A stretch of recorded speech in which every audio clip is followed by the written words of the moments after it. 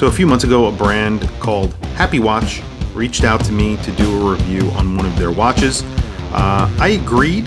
I wasn't too sure about the watch because it was a quartz watch that had two movements in it. I wasn't entirely sure how they executed the watch. It's obviously an homage to the Joker watch by Konstantin Chaikin, which is a really high-end watch that's really cool. It has a moon phase, which is the mouth of the Joker, and then it has eyes that actually move. One is an hour, one is a minute hand, and they sort of give you crazy eye effect. I don't like that specific watch, even though it's a really cool watch and it's really well made, because you don't get a running seconds. And that's kind of the reason why I'm not too crazy about the design of this watch. I really prefer to have some sort of movement on the front of the dial so that I could see that it's actually working. I've always been paranoid that way. The dial is interesting. This is the Dragon version. It comes on this bracelet. The bracelet's an upcharge. I think it's like a $70 upcharge. I think it's $199 without the bracelet, and there's a strap inside. Let me show you the box really quickly before we get into the details of the watch. It comes in just a cardboard box, which is pretty nice, and then it has an interesting interior where the watch is actually separated from the actual bracelet, and then underneath you get the bracelet and all that information. In between there, you also get warranty information and information on the actual watch itself. So nice packaging considering the price, which isn't very expensive at $199. The only thing is that I had a weird experience with this brand. As I mentioned, they contacted me and sent me this watch while it was in the process of getting to me in the mail. They actually reached out to me again, somebody else in the brand, and they asked me if I wanted to review two of their watches. I responded and I said, well, you guys already sent me one. If you want to send me two more, no problem. I'll do a giveaway, and I'll give away all three watches. I don't care. Like, there's not really something that appeals to me all that much, so I would give it all away. And they responded, no, we don't want to do a giveaway at this time. However, here's a contract. Sign this contract, return it to us, and we'll send you two more watches. And then that's where I kind of recoiled. I did not respond to them, and I did not obviously move forward with that because I don't sign anything. And in the contract, they were asking me to have a view of the video prior to it actually going live. And that was actually mentioned at least 3 times in the contract, which they wanted me to sign. And then they gave me a whole brief, and they wanted all of the information in that brief in the video. And again, I did not agree to any of that. They did send me a watch without me agreeing to anything prior to me being asked to sign a contract. So here I am. I'm making the review. I don't think it's a terrible watch. Like I said, I don't like that there's no running seconds. It's a 33.3 millimeter watch is what I measured, 41 millimeter lug to lug, 9 millimeter thickness, sapphire crystal, and it has 2 crowns. So one crown obviously operates the hour hand. The other crown operates the minute hand. The mouth doesn't do anything, so there's no moon phase here or anything like that. It's just 2 small Japanese quartz movements that are inside here. This is the PVD coated version. I think there are other versions of this that are in a silver color, so non-PVD coated. I would always go for that. The upcharge on the bracelet on here, I definitely don't think is worth it. This is $199 without the bracelet, $269 with the bracelet, which I don't think makes sense at all. This is like a bracelet you can get on Amazon for about, $30. I've actually bought one of these bracelets on Amazon for a smartwatch that I owned. It is signed by the brand, but that's basically it. It's a double deployant. It has screwed links, which is nice. They are solid links. It's not a bad bracelet, but $69 is a lot of money for this bracelet. I would definitely get this watch. If you are getting this watch, get it on the strap. I don't like the strap that it came with. That's why it is on the bracelet here, showing it to you guys, but the rubber strap that it came with is really too themed for me. It's not something that I would ever put on my wrist. And then it has HappieWatch here. I don't like the name of the brand either. I think it's kind of a cheesy name. This is something that I probably would give to a child or someone who is in their, adolescence, maybe like in their young teens, tweens, or something like that. They probably would like this. It's a little bit on the childish side of things, I think. They do make a larger version, and I'm not sure if that's aimed towards adults or not. But either way, I would feel the same way about that watch in a larger version. I do think it's pretty well made. Again, I think this is ion plated. It's not PVD coated, so you do need to be careful with that, and that's why I would not go with this version. I would go with a stainless steel version if you like this watch. But the deal breaker for me here is that you do not have a running seconds, and that is a big problem for me. You do get 2 crowns, as I mentioned. Both of them are signed, which is nice, and the back is signed and has that little logo. It says HappieWatch. I'll do close-up of it for you so you can see.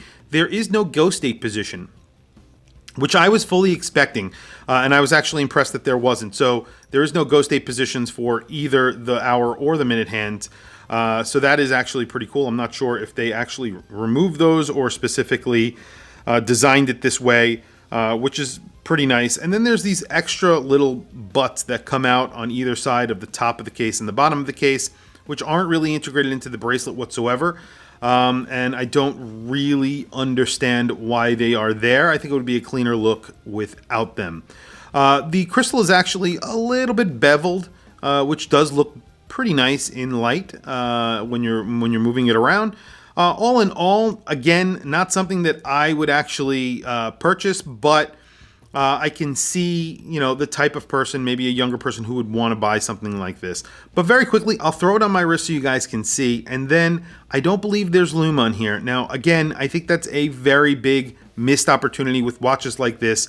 There should be lume because it's a novelty. And obviously, if you put this in the dark and it loomed up and it looked really bright and weird, that would add to that novelty. I think that would look pretty cool. But that is the case. So really quickly, I will throw it on my wrist and then we will wrap up the video. Today, I am wearing my Chopard.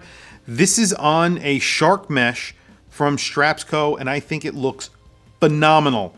This is a 20 millimeter. It should be a 21 millimeter lug width. And unfortunately, they didn't have it in 21 millimeter, but I got it in 20 and it works. But I'm trying to see if they have it in a 21 millimeter, which would fill up those lugs a little bit better, but it looks good either way. I hate 21 millimeter lug widths. I think it's so stupid. I don't know why brands do that. So here it is on my 7.5 inch wrist. It is a 41 millimeter lug to lug if you measure it from these wire sort of style lugs. And then it is a 33.3 millimeter width, and then you have a 9 millimeter thickness. So that 9 millimeter thickness is pretty good considering that you're getting a little bit of a dial that is sort of 3D printed. You have some depth there, sapphire crystal, and then it has these extra little butts on the, I don't know what to call them, little knobs on the actual case itself. I'm not sure about that design element. Either you like it or you don't. I'm not sure if that's to counteract the actual crowns because you have 2 crowns on here. One other thing that is kind of weird about the watch is that the crowns are on the upper portion of the actual case. It looks like ears to the actual dragon. I'm not sure if that's intentional, but obviously they do that because that's where the movements are. So they have to have the crowns higher because they have to line up with the movement. I'm not sure how I feel about that. And I know I don't like the fact that there is no running seconds here. I mentioned the Joker watch before. I think that's a really cool watch. It's very avant-garde. But I don't like that watch also because there is no running seconds. I like to see the movement on the front of the watch just so I know that it's working. I'm a little paranoid. That's just the way I am. With this watch, you have to literally look at it and then wait a few minutes and then look at it again, and then you'll see that it's working.